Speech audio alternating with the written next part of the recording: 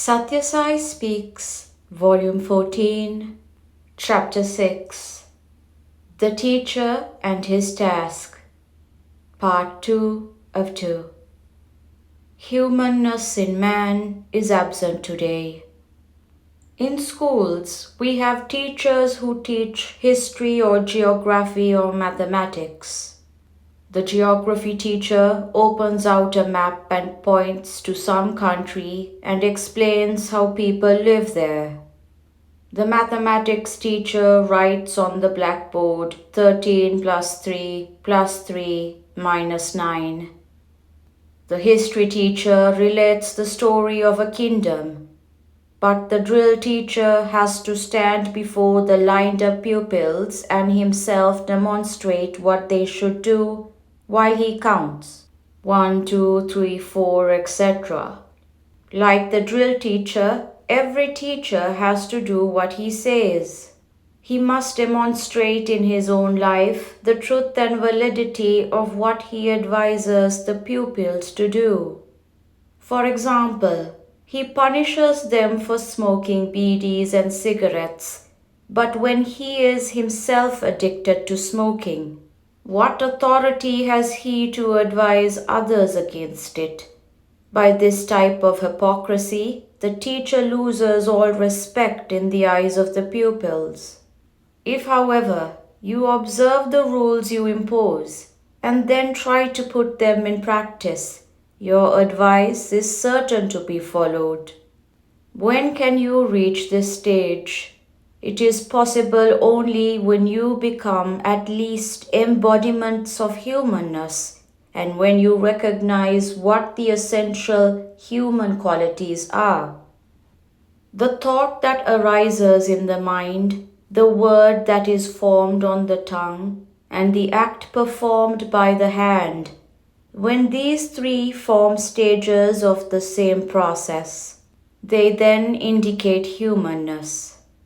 Nowadays, man appears to be man, but his humanness is absent, partly because he thinks one way, speaks another way, and acts a third way.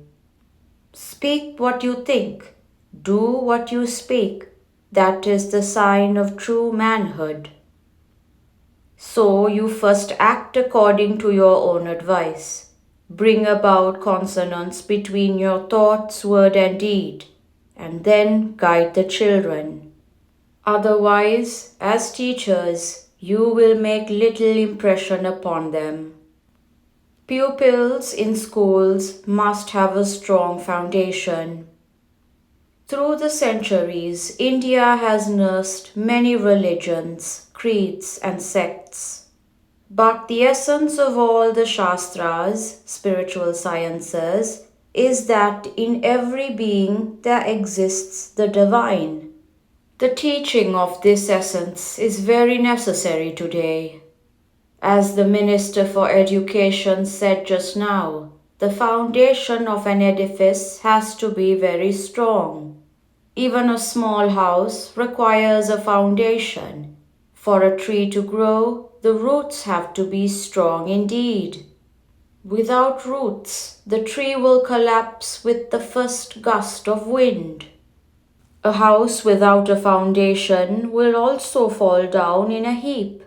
Similarly, pupils in school must have for their satisfactory progress in life a strong foundation. And what is a strong foundation? Moral, ethical, and spiritual knowledge and experience are the best foundation. But there is no use simply talking about foundation. When are we to build on it? We are perpetually engaged in discussing only the plan. This present movement for Abhyudayas, progressive primary schools, is only the foundation. High schools would be the walls and colleges the roof. All the three have to be planned at the same time. They are going to complement one another. Today we are laying the foundation, but that is not the end. The building has to be erected. The sapling is planted, but it still has to be watered, manured, and carefully tended. To be born as a man is the highest fortune of Jiva, individual being. So you must make the best use of this rare chance. You must practice in daily life what the Atman, inner conscience, urges you to do. When this is done, the villagers will also be charged with spiritual adventure through their children, and the entire Andhra Pradesh will vibrate with a new enthusiasm. I desire that you should make all efforts in this direction. I wish you would take a vow in this regard, for believe me, there is no sacrifice higher than this, no yoga nobler than this, no offering holier to God than this. Give and you gain, grasp and you lose. The children you claim to be yours are Kamaputras, born out of lust. But the children who come to you for education are Premaputras, drawn to you by your love. In truth, more than your physical children, these children have a right to your love. So decide to make sacrifices for their sake. Tyaga is the real yoga. Give and you gain. Bhoga, enjoyment, results in roga, disease. Grasp and you lose. Recognize the truth of these beliefs. Of course, there are many among you who intellectually do recognize their validity. But so far you have had no opportunity to translate these beliefs into action. In the Gita, Krishna tells Arjuna, "Be an instrument, O Sathya Sai, skilled bowman." The present plan has become instrumental in bringing you all here and allowing you to share Ananda, divine bliss. This Abhyuday development scheme has brought us together and built a bridge between humanity and divinity. Without this bridge of love, the journey from there to here and from here to there would be impossible. Life is granted to spend in karma as duty. Embodiments of love, I wish very much that you should fill your hearts with love and lead the children under your care along the path of Indian ideals. For this, you have to form study groups in order to collect and codify your suggestions. You must analyze and examine the principles underlying the Abhyudaya scheme and store enough ideas during these 10 days to help you to plan things for the next 10 months. Time is most important. This body is given to us in order to use it efficiently every minute of its existence. Work has been visualized in all its detail so that every moment of the assigned time can be made worthwhile. By carrying out the selfless work of implementing the given scheme, human life has been granted to us in order to spend it in karma, action as duty. In fact, time is to be considered divine and adored as such. God is described as the Lord of time. He is described as Kalatita, he who is beyond time, and Kala Tattva Bodhaka, he who teaches the principle of time. So do not waste precious time in wandering about outside the camp, imagining that you have come here to somehow spend 10 days at Vrindavan. Participate for your share in the seminars and in the study groups. Place before others your doubts and try to get them resolved. Spend your time in the company of others, not in gossip, but in fruitful discussion. Even after you go to your village, take the children out for social service once or twice a week. and help them to discard laziness. Laziness produces rust, which in time turns man to dust. If man wishes to be happy and healthy, the first exercise he must do is to remove from his mind every bad thought, feeling, and habit. What is the next step? He must welcome good thoughts, good feelings, and good habits. These exercises can be started even from childhood. Removing the bad and substituting it with the good has to be done by you as a teacher for your students. You must be vigilant to prevent the children from being spoiled by the evils of injustice, violence, immorality, and falsehood. This is the tapas, penance, imposed on you as your duty. These 10 days, you must collect enough courage and inspiration to undertake this tapas. You need not go in for any other spiritual exercise.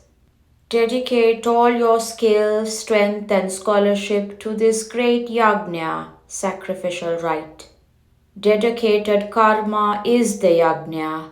Let this yajna of selfless discharge of work become the practice all over this land. Bliss can be got only by dedicated work. This bliss does not come out of books, nor can it be bought for any sum. It can only be got by dedicated work. When you complete this training and go back, through you, 3,000 or 4,000 teachers can get inspiration every year. This scheme helps you as an individual and also society at large. After training, many continue to remain unemployed. But udyoga, job, is not so important. What is important is yoga, divine communion. Without yoga, how can udyoga yield happiness? Everyone, from the watchman at the gate to the Prime Minister in the capital, is interested in udyoga. But real udyoga has to base in yoga, which harmonizes our psyche, enables us to stick to truth, and keeps us on the path of dharma, righteousness. Books are packed with learned stuff. Brains are stuffed with only dust. You must get and impart education that would mold you into holy, full, and free divine beings. The fool has mastered all knowledge. He struts about as a scholar of repute.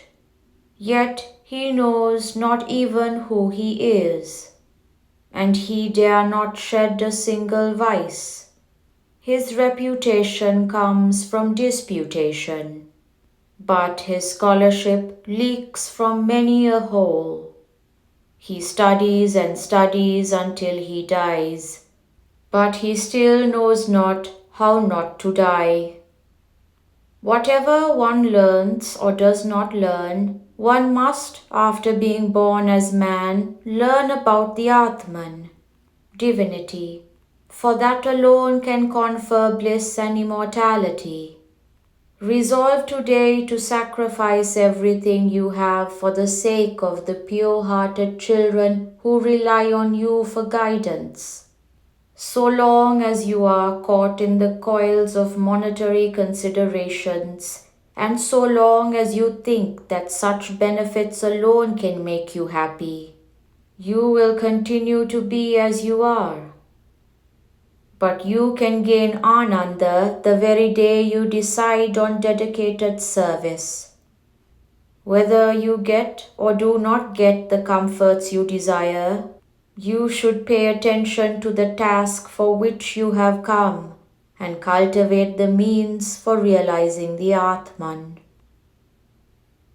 End of part 2 of 2. Teachers Training Camp, Vrindavan, July 25th, 1978.